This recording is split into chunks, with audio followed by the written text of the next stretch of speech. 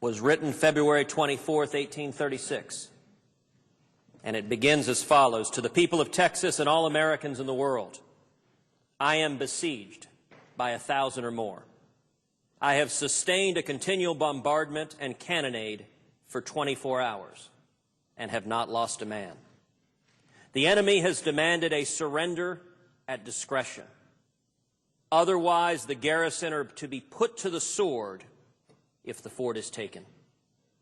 I have answered the demand with a cannon shot, and our flag still waves proudly from the walls. I shall never surrender or retreat.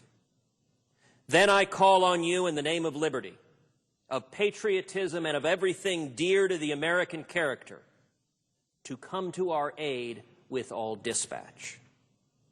If this call is neglected, I am determined to sustain myself as long as possible and die like a soldier who never forgets what is due to his own honor and that of his country. Victory or death.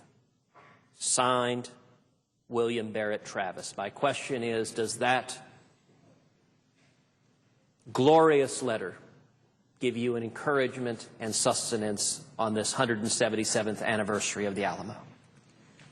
Well, Mr. President, I think, what Travis's letter at the Alamo talks about is that there are things bigger than the individual. At the time he wrote that, I don't think they had much hope of surviving, and he died at the Alamo, as well as with other volunteers, some from my state of Kentucky. But there was an issue bigger to them at the time that they saw as bigger than the issue of the individual. And I think that's what this debate is about. This isn't really about the person of John Brennan. This really isn't about the person of Barack Obama. This is about the body of the Constitution. It's about our respect for it. And it's about whether or not we will hold these principles so dear and we will hold these principles so high that we're willing to try to enjoin a debate, to try to get both sides to talk about this, and to try to admit, because we don't want people to be killed who are innocent in America. We want to have the process that has protected our freedoms for a couple hundred years now to remain in place, and we're unwilling to diminish that simply because of fear.